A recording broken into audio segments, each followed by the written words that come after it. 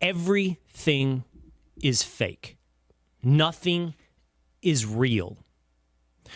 Earlier this week on a podcast hosted by Richard Hanania, an OnlyFans celebrity, an OnlyFans influencer named Farha Khalidi, in talking about how she made money on OnlyFans, talked about the way she built up her follower account, her subscriber base, while she was still in college, and the different ads she took. And almost in an offhanded comment, she talked about taking advertisements, paid influencing programs from the White House. Listen.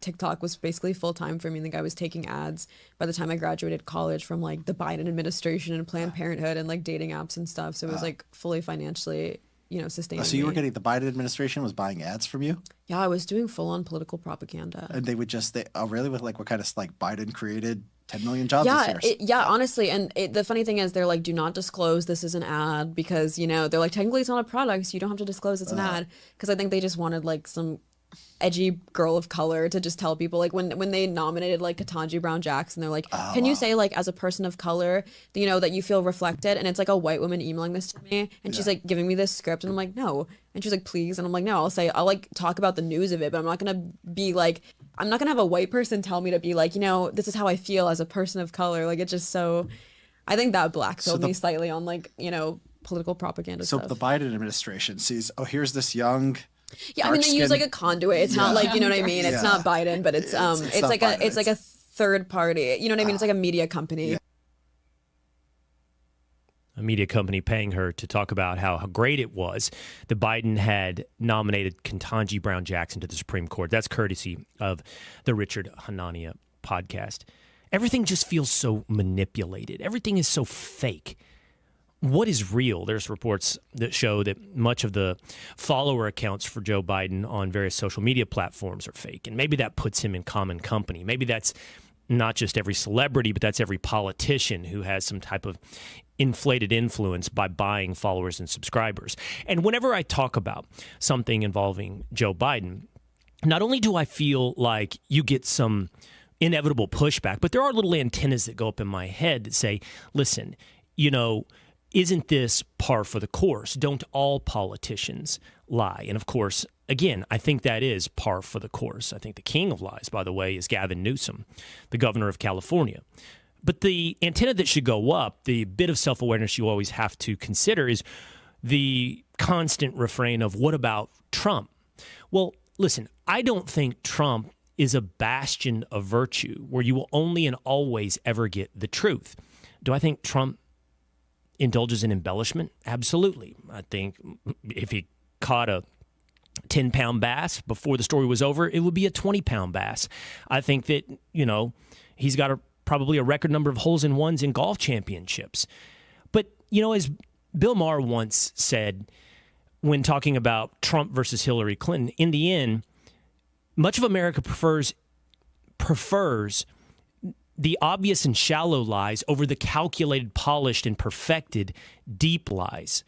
I think that was a perfect way to describe the difference between the lies of Hillary Clinton and the lies of Donald Trump. When it comes to Joe Biden, from every issue over the past, certainly during his presidency, but even before his presidency, extending into the mid-2010s, everything felt so manufactured. Every story, every bit of concern trolling, every divisive issue feels like it was concocted around a boardroom table at an ad agency employed by the White House. Everything feels so fake. Yesterday here on the Will Cain Show, we went over the fake resume from Greek, Irish, Italian, Polish, Jewish synagogue, raised in a black church ethnic resume, to driving an 18-wheeler, hiking the Himalayas, arrested in South Africa, holding football records, and graduating at the top of his class in law school. Everything from a noted and documented plagiarist just feels so fake. And so to hear an influencer have her support falsely manufactured just feels part of everything manufactured today in America. It's at a deeper level, though, it's fake support. It's a fake coalition. It's a voting base cobbled together with spit and duct tape, but largely through lies to tell you that you're all on the same page because you have a common enemy. And of course, that fake support, either online or in people's hearts and minds, is hammered home with a pillow by our fake celebrities.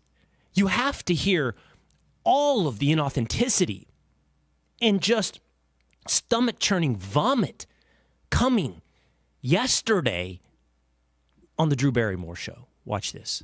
I've been thinking that we really all need a tremendous hug in the world right now. Yeah. But in our country, we need you to be Mamala of the country.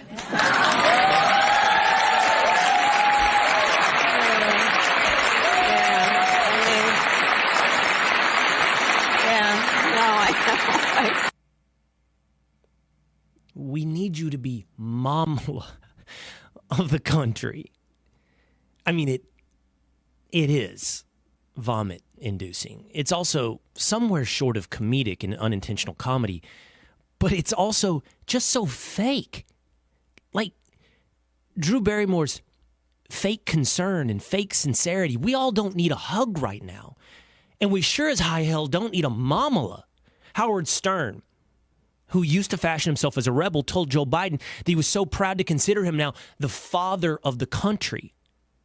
We don't have daddy issues. We as a country aren't looking to solve a single-parent home. We're not looking for surrogate parents. We're looking for a leader. Now, I don't know if the left is looking to replace broken homes or mommy and daddy issues by finding someone who can give them a hug, tell them it's all going to be okay, and provide them a safe space and some chocolate milk. I don't know if the left is looking for that when they vote for president. But as a country, I can assure you, I don't need the president to be my daddy, and I don't need the vice president to be my Mamala. And if that's the place that you found yourself, you need to start considering maybe it's not your opponents who are in a cult, but maybe you have fallen into a cult. Maybe you are looking for someone to give you everything you need in life, to forgive your student loans, to provide you free health care, to pretend like your education is supposed to be a moment where you never hear hard questions, but only have someone tell you, that's right, you're the best. Maybe you're trying to create perpetual childhood and never grow up. We're not looking for a Mamala and we're not looking for a father. We're looking for a leader. And in order to find a leader, we need to find what is real.